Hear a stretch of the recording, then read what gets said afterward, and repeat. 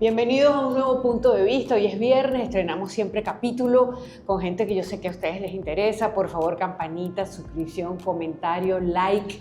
Y bueno, y recuerden que llegamos a ustedes gracias a Banca Amiga. Juntos hacemos equipo desde la sede de Nest, en el Centro Financiero Madrid en Las Mercedes, este coworking que me cobija a diario, no solo para este episodio semanal, sino también para el podcast diario. Y hoy quiero presentarles al atleta, comunicador social, Antonio Díaz. Un gusto estar acá. Todos sufrimos contigo, Antonio, en Tokio, y además pandemia y todo, pero vamos a empezar por el principio porque yo sí quiero que hablemos primero de ese Antonio que comenzó a entrenar y bueno, y en la disciplina, una disciplina tan brutal, porque es una disciplina de vida también, como es el karate, con tu papá. ¿Cómo fue? Vamos a contarle a la gente cómo fue ese principio, Antonio. Sí, en mi casa se vivía el karate porque mi papá siempre fue, o sea, le gustaban las artes marciales, él practicó boxeo, le gustaba también el karate, entonces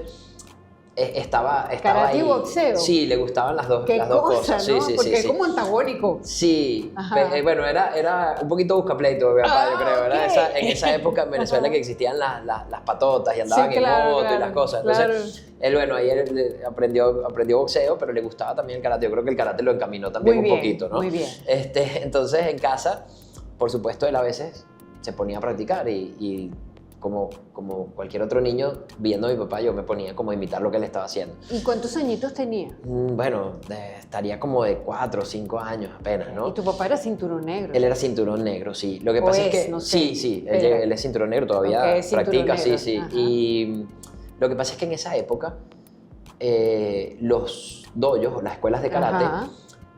no aceptaban tanto o niños tan pequeños como hoy en día. Hoy en día vemos que a veces... Menos mal que eso ha cambiado. 4, 3, ¿sabes? Y es chévere porque, bueno, les va inculcando la disciplina. Ha habido que hacer ciertas modificaciones, ¿no? También para adaptarlo a sus necesidades. Pero en esa época era como que, oye, los 6 años era así como que, bueno, te dejaban entrar. Claro. Y entonces, bueno, empecé en casa con él. Y ya cuando tenía 6 años, él dijo, bueno, te voy a llevar al dojo de un amigo para que empieces formalmente. Y bueno, ahí comenzó mi camino en el karate. Claro, de la mano de tu papá. Así es. Gran influencia en tu vida. Total, sí. ¿Y deportistas en tu casa todos o solo tu papá? Mi papá era el que comandaba el tema atlético. Exacto. Como tal. Y mi mamá había hecho karate por mi papá también. Ella también hizo karate cuando estaban de novios, él la llevó, mira, tienes que practicar conmigo. Entonces, claro, qué chévere. Entonces, claro, había un ambiente bueno. Sí, se entendía un poco lo que era la disciplina. ¿Qué pasa? Que luego mi mamá es la que me llevaba. O sea, era la que me llevaba todos los días a las clases y esperaba, y no sé qué. Entonces, por ahí ella como que decidió retomar la práctica del karate. Y poco a poco también se fue involucrando, porque entonces era como que, bueno, como siempre estaba presente en el dojo, colaboraba con el dojo. Después cuando yo tuve la oportunidad de entrar en la selección del estado de Miranda, entonces ella era la que estaba colaborando, entonces empezó a formar parte también de la asociación de karate y ella empezó a hacer también un camino en la dirigencia deportiva. Qué chévere. Y eso para mí fue muy bonito porque la tenía muy cerca. Se involucró completamente, claro. ¿Y cuántos hermanos son ustedes? Tengo una hermana mayor. Okay. Ella hizo alguito de karate, pero no se quedó allí. No. Y tú hoy en día tienes 45. Sí. Es come años, no sí, parece. Sí. Totalmente. Pero que las canas ahí en la barba me delatan un poquito. Bueno, sí, pero y además, bueno, eso lo vamos a conversar luego, pero además tienes, con esa visión infantil, pues obviamente ahora tienes tu academia, eso te ayuda, justamente con esos niños, ¿no? Sí. ¿Y cómo llegas? Eso lo hablamos luego, pero ¿cómo llegas entonces, Antonio? ¿Cómo te vas involucrando para volverte un atleta de la selección nacional? Nosotros en natación decimos federado, ustedes también, ¿verdad? Sí, exacto. ¿Cómo te conviertes en un atleta federado? Eso no solamente es tu mamá que te lleva y te trae, eres tú también. Claro, lo importante era que yo disfrutaba muchísimo el ir al karate, a pesar de que lo contrario que mucha gente puede creer, que yo tenía muchas habilidades. Yo no era el más destacado del dojo. Yo eso leí por ahí. Yo dije, bueno, pues era verdad que no le quedó. No era que tenía prodigio. Fracasos y que no le iba bien y que se frustraba. ¿Eso es verdad? Es verdad. Y incluso, o sea, no era un niño atlético, digamos, o sea, más bien era medio gordito, torpecito, pero me gustaba mucho ir al dojo y lo disfrutaba. Yo creo que ahí está Bueno, esa fue sí, fue un poco la clave porque vi como también muchos de mis amigos que tal vez se les daba fácil, después iban abandonando, porque cambiaban se les de otro. daba fácil. Sí, sí, eso pasa mucho, que cuando ves que algo es muy fácil, le pones poco esfuerzo, ¿no? Entonces, para mí una de las metas era el tema de los cambios de cinturón.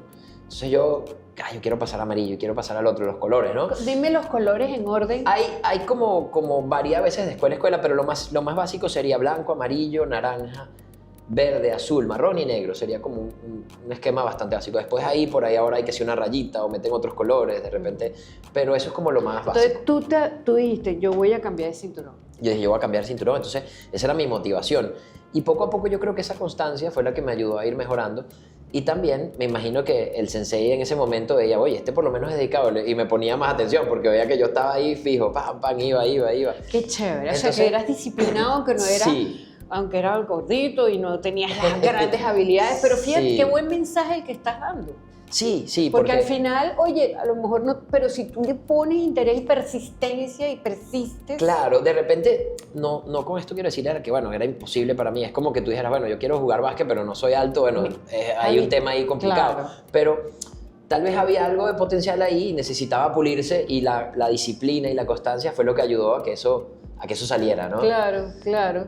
Y entonces, oye, ¿sabes qué? Esa película, no sé si la viste, en una batalla tras otra, sale un La sensei. acabo de ver, sí. Por favor, háblame. Ese es oye, el sensei es así, en la vida de un atleta. Oye, sí. Es que me encantó ese personaje. Sí, a mí también. Además que generalmente cuando ves cosas de karate en el cine es como que no están muy apegadas al karate tradicional, y incluso el kata. O sea, unas cosas locas que tú sabes, Karate Kid, pues no sé. Sí. ¿Entiendes? Incluso Ajá. la muchacha, el kata que sale haciendo ella cuando está en el dojo practicando el sensei, es un kata de karate tradicional, o sea, lo está haciendo muy bien. Pues, sí. lo está haciendo Pero bien. sí, yo creo que me identifiqué mucho también con el personaje viendo la película, porque es un poco esa figura que tienen los sensei, como de respeto. De respeto, de que también busca ser como un segundo padre en muchas ocasiones, que te ayuda, ¿no? Que busca que tú saques tu potencial, te protege, pero también de alguna manera te exige, ¿no? Entonces,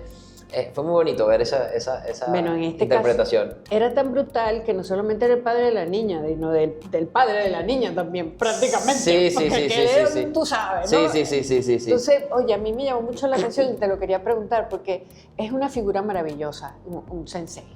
Total.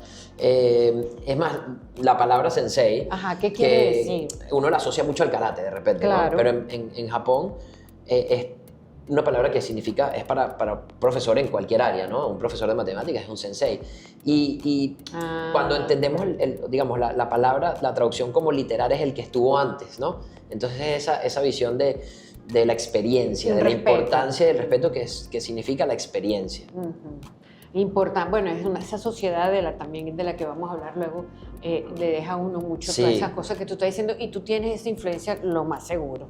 Pero bueno, entonces, ¿cuál es tu ya te acercas a esto ya como federado? Y sigamos contando esa historia. Sí, empiezo como federado ya a tener, empecé a tener por ahí algunos destellos, ¿no? De ganar algunas medallitas. Mi primera competencia internacional como selección de Venezuela tenía apenas 12 años, 13 años en el 93, fue un Panamericano juvenil, y entré también un poquito como de carambola, como decimos, ¿no? Faltaba alguien en el equipo y me metieron, y bueno, pude ir. Incluso tuve la oportunidad de hacer, en el karate tenemos dos modalidades, el kata y el kumite, las formas y el combate o la pelea.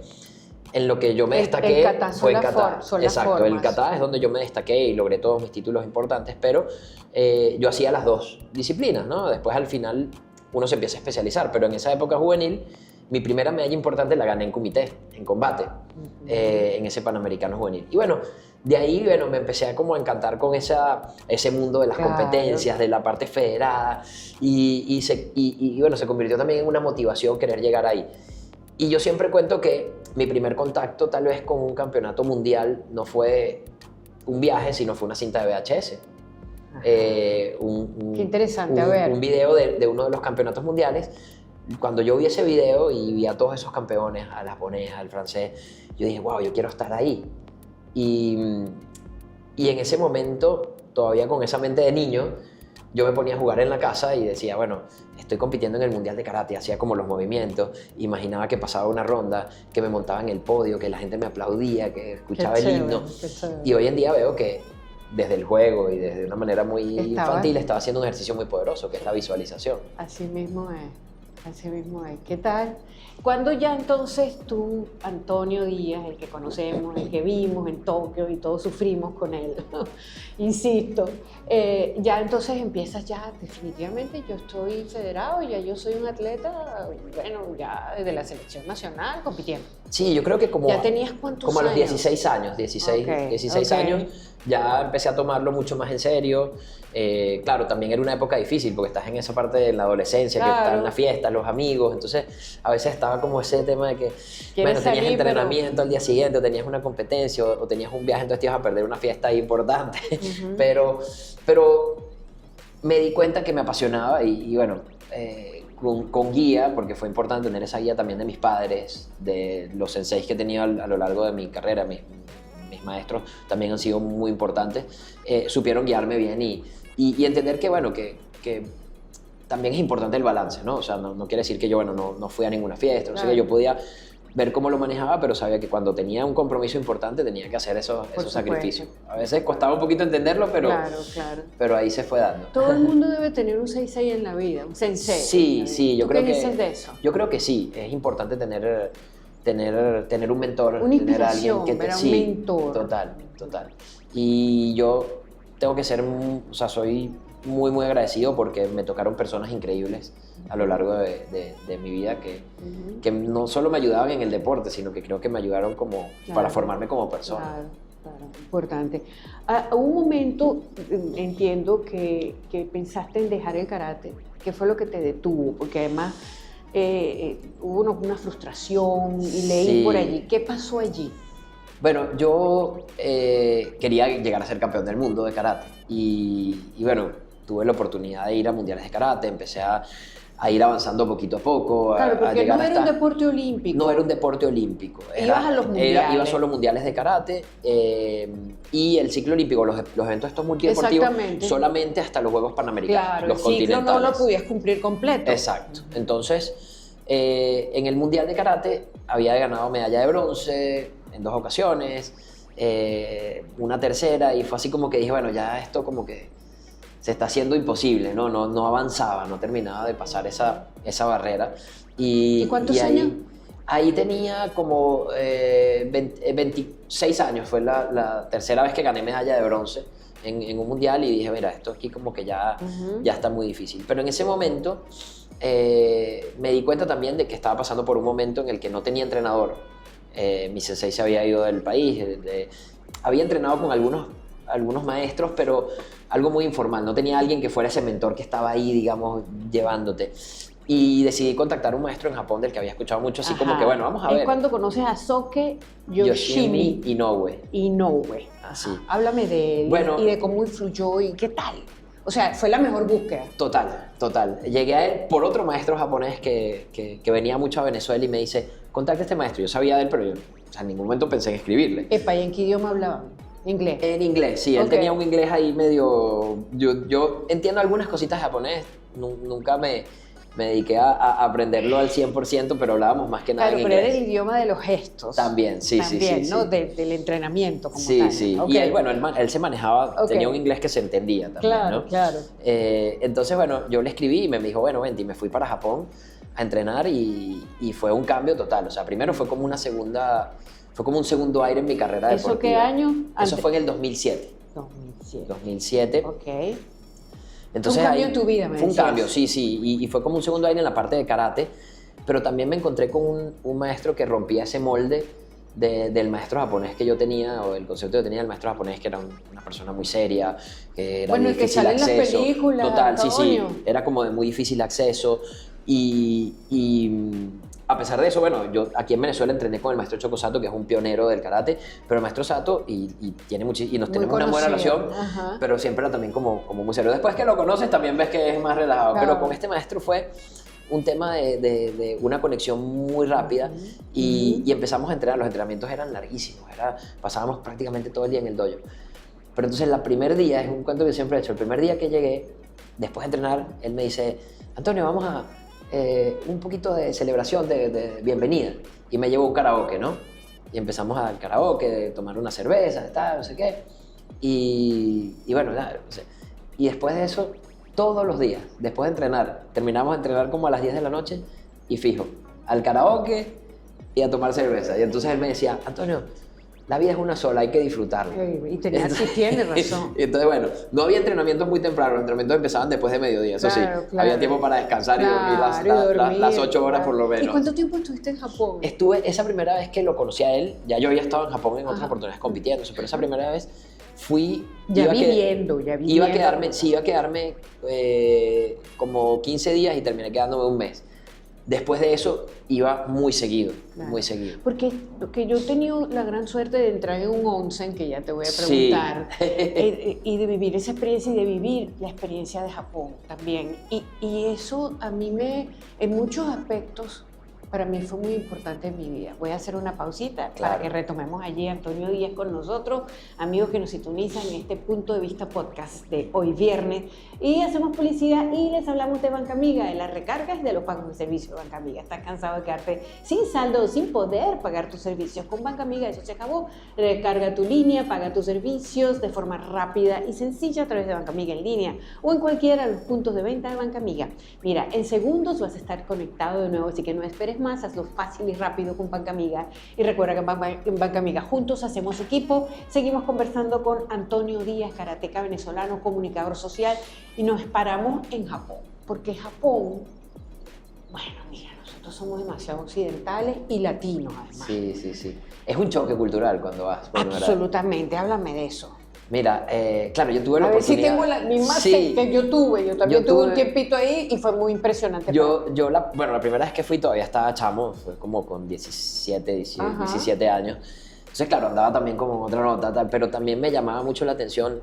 Una de las cosas que más me marcó en ese viaje fue, estaba un maestro japonés que vivía en Estados Unidos, estaba con nuestro grupo, y estaba viendo a su mamá, no sé desde cuánto tiempo tenía, y se vieron y los dos hacían la reverencia y no se abrazaban, y yo estaba así como, pero que la abrace, que la abrace, sí, que la abrace. Y eso, ¿no? Con el contacto, muchas veces uno venía a saludar y era todo como que no lo abraces, uno a todo el mundo se saluda de beso, de abrazo, allá es todo muy... el tema de la limpieza, el orden, el respeto por el otro, el teléfono celular, si te suena, lo atiendes afuera, no molestas a la gente, o sea, de verdad, las calles, bueno, ni hablar, o sea, es una cosa de verdad, te tiene que haber cambiado alguna cosa. Y más tú que además practicando una disciplina. Bueno, yo creo que ese tema que decías ahorita del respeto por el otro, ¿no? De cómo lo que tú haces puede influir en muchas más personas. Y eso para mí era importantísimo. Y cuando fui a entrenar con este maestro, claro, las otras veces iba más como... fui un poco más a ciudades, una visión un poquito más de turista, digamos. Claro, ¿no? pero aquí tuviste la oportunidad ya de vivir, claro, de verdad, la cosa, ¿no? Además que estaba en una ciudad, vamos a llamarlo, no vamos a decir un pueblo, pero era un sitio mucho más pequeño, no estamos hablando de Tokio, una ciudad tan movida. Avasallante. Es una ciudad que se llama Tottori, está hacia el sur, y es bastante pequeña, entonces era como estar un poquito más en esa vida real del japonés. Entonces muchas veces antes de ir al karaoke y las cervezas íbamos también al onsen, claro. Que es un lugar donde toda la gente se queda sin ninguna ropa. Sí. Y, bueno, vamos a decir que son como unas aguas termales. Son aguas termales, pero sofisticadas, vamos a llamarlo así. Y bueno, obviamente para uno latino es muy impresionante, pues. Sí. Ese respeto allí en el onsen. Nadie tiene ropa, pero nadie se mete con nadie. Sí, todo el mundo está en lo suyo. Por un lado hombres, por otro lado mujeres. Eso también es muy impresionante. Yo fui al de Fuji, uno que está en Fuji. Qué bonito. Era así también, era abierto. Es abierto, una cosa increíble. Hermoso. Y eso también es parte de la cultura. Sí. O sea, lo viviste y lo pudiste internalizar y sentir lo que ellos disfrutan. Sí, totalmente. Sociedades completamente distintas, Antonio. Sí. Y esa visión que tenía, como te decía el maestro, él como que todo el foco de su vida era el karate, o sea, el día a día era estar ahí, recibir gente que venía a entrenar y cómo, a pesar de que él era el maestro, también se desvivía a veces por atenderlos, porque la pasaran bien, porque vieran muchas cosas de su ciudad, que para él era un orgullo que estuvieran ahí. Entonces, eso me impactó muchísimo, claro, ¿no? Claro. Ok, entonces, luego que viene después que viene ese periodo de 2012, del bicampeonato, Sí. del oro perfecto. Háblame de eso. Bueno, ese fue yo creo que el Ajá. mejor momento de mi carrera, porque bueno, empecé a ver el karate de otra forma, a aprender. Claro, tenía una muy buena base y eso también me ayudó, pero bueno, logré llegar a esa meta después de tantos años de ser campeón del mundo. Yo, bueno, siempre he sido ¿Cuántos como... años? Ahí tenía 30. O sea, no fue...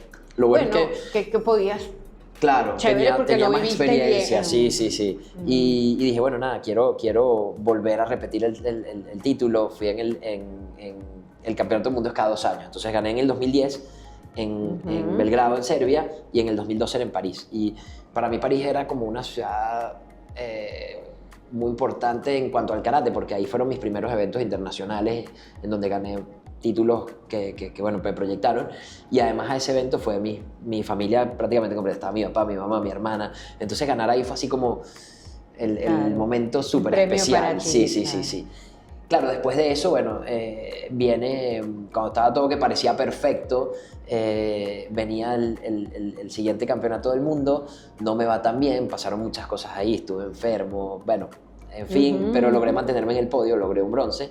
Pero en ese momento fue como que yo dije, nada, ya hasta aquí, ya llegamos, este es el último, ya terminé. Me voy a retirar. Me voy a retirar. Pasaron varias cosas. Una fue que al año siguiente mi maestro murió. Entonces eso también... ¿Estás hablando del japonés? Del japonés, sí. Él era el que me había dicho un poco como que, bueno, ya terminamos esta fase de competir, ahora era como para entrenar, como más como para ser maestro, para ayudar a otros, para formar. Ser un profesor. Sí. Pues. Entonces, para mí eso fue como que me sacudieron un poco el piso y me quedé como, bueno, ¿ahora qué hago, no? Por dentro yo tenía ese gusanito también de que ese último mundial había sido como... con todo el tema de la enfermedad, no sé qué, no lo había disfrutado. ¿Qué te dio? No, me agarró una gripe que me debilitó muchísimo unos días antes de la competencia, y físicamente estaba como que, bueno, no había podido dormir. Completamente a sí, tope. Tenía una tos que no me dejaba dormir. Entonces, claro, físicamente en el evento no me sentí, pero para nada bien. Entonces, bueno, sentí que no lo había disfrutado, que quería hacer un intento más, o por lo menos despedirme de los mundiales, así como que, bueno, me sentí bien. Entonces, bueno, era esa lucha entre que el maestro me había dicho que no y que yo sí quería. Entonces, eso era pesado, ¿no? Era como que, bueno, sentir un poco como que si lo hago le estoy fallando a lo que me dijo, pero también entendí que, bueno, eso era esas palabras que él me dijo en ese momento, que fueron no more, era su visión de ese momento, no la mía. Entonces, mentalmente, poder pasar eso fue importante. Y con todo eso en ese momento, que decidió el Mundial en el 2016, anuncian que el karate va a ser olímpico en la próxima edición, en la de Tokio en el 2020. Yo creo que fue cuando te desacomodaron más aún la vida. Totalmente. Sí. Pues ya tenías tu récord Guinness, ya tenías tus campeonatos y todo, pero ahí tú dices, ya va. Esto no era olímpico, ahora sí. Es que todos lo vivimos así contigo. Sí. Lo vivimos contigo. Entonces yo dije, wow, está... Yo dije, bueno, voy a aguantarlo 2 años más para despedirme en el del 2016. Y los años pesan. Claro. Entonces dije, bueno, nada, ahora son 4, porque hay que llegar a Tokio. No sabía en ese momento, yo dije, bueno, no sé cómo va a ser el sistema de clasificación. Cuando por fin anuncian, además iba a ser complicado llegar ahí, porque como era la primera vez que íbamos, nos dieron cupos muy limitados. Eran 10 atletas por categoría. 9 porque ya Japón tenía el cupo asegurado como sede. Entonces, estamos hablando de que era un grupo muy, muy, muy selecto. No, y además ibas a hacer eso en Japón. Exacto, o sea, sí. Y además iba a ser kata. O sea, total, que también creo que vale la pena que lo expliques. Sí, el kata son formas, son esquemas de movimiento que crearon los maestros hace mucho tiempo para esquematizar un poco esos conocimientos, todas esas técnicas del karate, y son técnicas que tienen aplicación al combate. En el momento que el karate entra, digamos, como deporte o se empieza a abrir esa rama deportiva, dicen, bueno, el kata es esencia del karate, vamos a ver cómo hacemos para que podamos hacer una competencia con el kata. Entonces, empezaron a a promover que, bueno, que las competencias de kata se hicieran esos esquemas que ya fueron creados por maestros hace muchos años, y se empezó a dar unas puntuaciones basadas en las técnicas, por supuesto, pero también ahora con digamos, un poco también ese componente atlético, ¿no? La fuerza, la rapidez, la precisión. Pero ¿por qué es tan difícil de entender para uno que no hace eso? Claro, porque son movimientos. Porque además, ¿cómo es que se llama la otra categoría? El combate, el comité. No ibas a ir a combatir, ibas a ir a una cosa que uno, para uno era como incomprensible. Claro, Antonio. porque al final no entra en deportes de combate, ¿no? A pesar de que el karate la gente lo ve y asocia con combate. El kata es más de otras disciplinas que llamamos arte competitivo, por decirlo de alguna forma. Pero tú preferiste, para ti era preferible hacer kata que combate. Sí, por eso lo escogiste. Claro, se fueron dando las cosas en el camino. Yo también me gustaba el combate, pero se me abrieron las puertas en la selección de mayores para hacer kata, empecé a tener mejores resultados. Claro, y bueno, me dediqué. Claro, y decidí dedicarle tiempo. Ok, y háblame de ese día que te llevaste el diploma Mira, no lo que tú esperabas y nosotros todos en Venezuela esperábamos. Claro, llegar a los Juegos Olímpicos fue... Pero espérate, exacto, no te estoy quitando el mérito, perdón. No, claro. Todo el mérito del mundo. No, lo que pasa es que, claro, el llegar ahí había mucha expectativa porque la gente conocía, bueno, de Antonio, campeón mundial, récord Guinness. Además fui el abanderado de la selección de Venezuela. Me acuerdo. Entonces... tenías mucho peso encima, sí, Antonio. Y competía de último y además fueron unos juegos históricos para Venezuela. Porque en plena pandemia. En plena pandemia, además era como que todo el mundo estaba pendiente, era uno de los primeros eventos que se hacían después de la pandemia. Empezó a Venezuela a irle muy bien, ganamos las 3 medallas de plata seguidas de Keidomar, de Julio, de Daniel, luego la medalla de oro de Yulimar. Entonces era como que, bueno, ahora Antonio va a cerrar con otra medalla. Sí. Mucha gente tal vez no sabía el proceso o cómo había llegado yo ahí, que ya estaba a punto de retirarme, venían muchísimos atletas subiendo, incluso el japonés que gana medalla de oro, que queda campeón olímpico,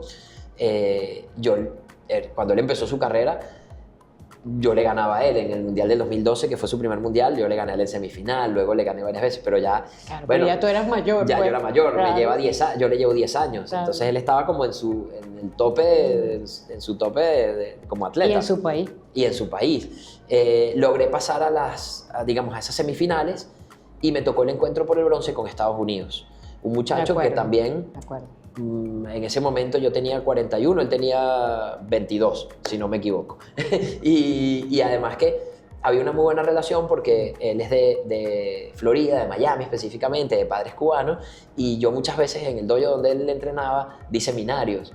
Entonces, lo conocía y él me vio, él me veía como, de alguna manera, como uno de sus ídolos cuando era más chavo. Y yo competí con él justo antes de los Juegos Olímpicos, en los Juegos Panamericanos, y la había ganado. Entonces yo dije, bueno, hay mucha posibilidad de esta medalla. Al final fue un encuentro muy, muy cerradito. Por supuesto que me pesó mucho haber estado tan cerca, estaba así como, bueno, tan cerca de esa medalla, pero me sentía satisfecho. Ajá. Háblame de cómo fue ese resultado para ti.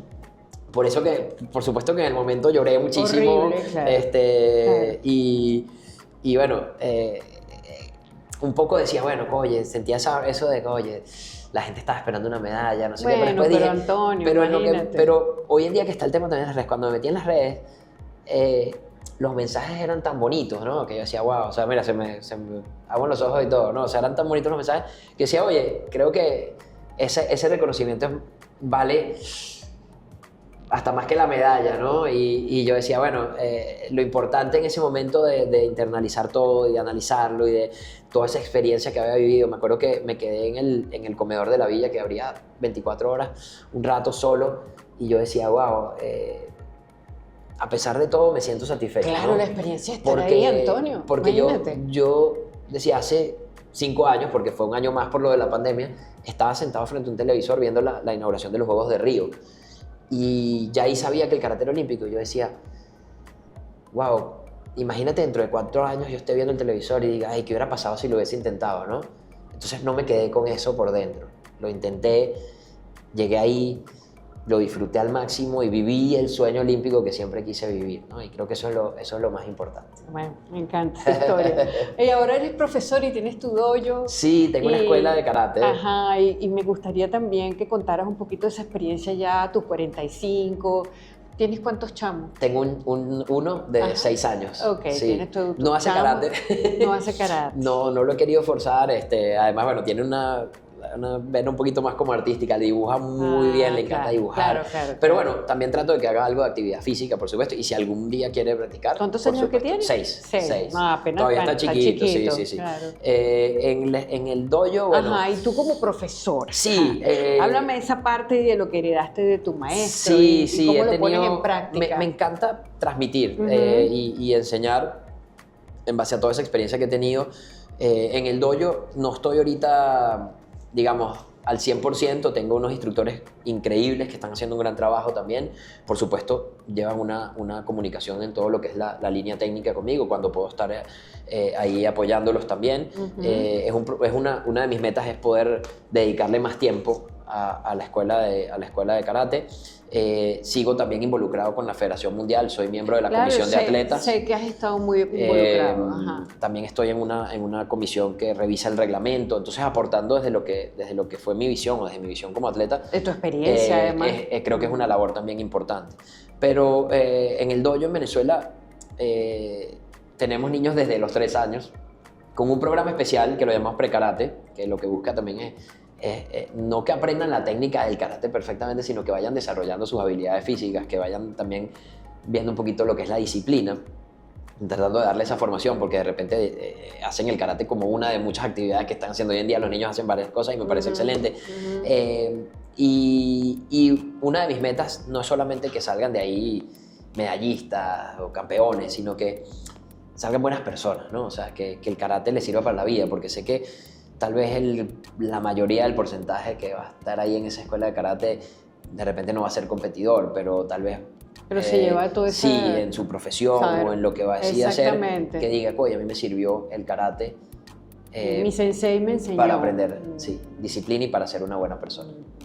Que yo creo que es de las cosas maravillosas que tiene esa disciplina como tal. Entre otras, porque no nada más una disciplina de eso, de técnica, ¿no? Sino también de técnica cerebral, de control. Y de control, muy importante, ¿verdad? Ok, fíjate, tengo aquí unas preguntas que son rápidas. ¿Un libro que todo comunicador social debería leer? Wow.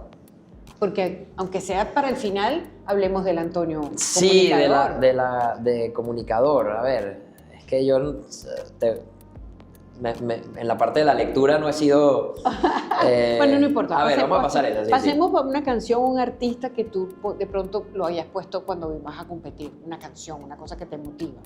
Me gustaba muchísimo poner música para competir o para prepararte para. Sí, para prepararme. Hay un grupo que escuchaba mucho que se llama Oasis. Incluso ahorita tuvieron un reencuentro y estuve viendo los hermanos Gallagher. Estuve en México viendo el concierto. Chévere, o sea, sí. Además que uno de mis mejores amigos, compañero de la selección, es como mi hermano, también era fan incluso fuimos los dos al concierto. Entonces, bueno, era como el soundtrack de mis viajes de competencia cuando estaba empezando. Tiene que ver con tu vivencia. Sí. Un lugar de Venezuela que te transmita paz, que te guste. Mira, a ver, voy a decir el Ávila, porque además siento que es como un oasis ahí dentro de una ciudad, pero es que tenemos tantos lugares maravillosos en Venezuela.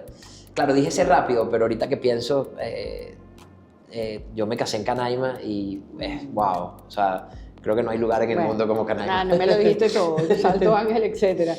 Y de los rivales que en el tatami enfrentaste, ¿te recuerdas alguno en particular? Sí, hubo varios, pero bueno, yo creo que el más importante es el italiano Luca Valdesi. Era como, bueno, ese era como mi archirrival. Hoy en día, lo bonito del deporte, ¿no? Hoy en día somos muy amigos, compartimos dentro de comisiones de la Federación Mundial. Qué chévere. Y creo que, bueno, es una excelente persona, también lo admiro mucho como karateca, pero fue un dolor de cabeza muchas veces. Me imagino. Si dentro de 20 años alguien busca en Google quién es Antonio Díaz, ¿qué quieres que salga ahí? Más allá de las medallas, del Guinness, de todo eso. ¿Qué quieres? Oye, una persona... Creo que quisiera que saliera que fue una persona sencilla y que luchó por sus sueños y por sus metas. ¿Y a los jóvenes qué les dices? Ya, y ahora sí finalizamos. Mira, porque tú empezaste a los 6 años, sí, Antonio. Yo lo que les diría tienes es que, un mensaje allí que tienes que dejarlo aquí. Sí, yo creo que lo que les diría es la importancia de la persistencia, ¿no? De insistir. Claro, ahí hay un tema de que no es insistir por insistir, ¿no? A veces hay que entender que no venga desde el ego, ¿no? Sino desde entender que es algo que, por supuesto, existen posibilidades reales y que te da también la satisfacción de sentirte lleno, de sentirte feliz.